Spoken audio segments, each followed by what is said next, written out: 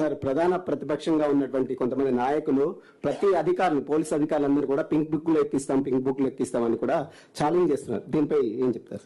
నేను ఆల్రెడీ ఒక TV channel చెప్పినానండి, మాకు pink book, blue, red, white అట్లా ఏముండదు. మాదంతా ఓన్లీ కాకి బుక్ అంటే సిఆర్పిసి, ఐపీసీ చట్టాలతో ప్రకారం పోతాము. ఆ కాకి బుక్ అంటే అన్ని కలిస్తే కాకి బుక్ అవుతుంది. ఇదే మాకు తెలిసిన కలర్ కానీ మిగతా కలర్ సంబంధం లేదు. So thank you very much.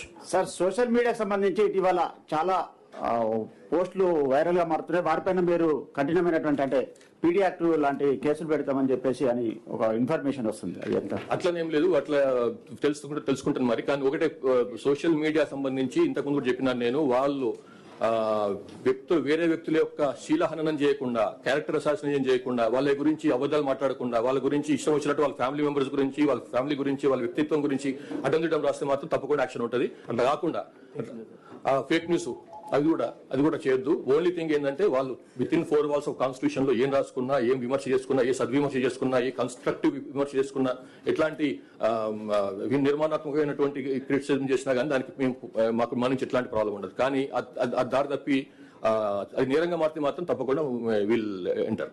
Thank you very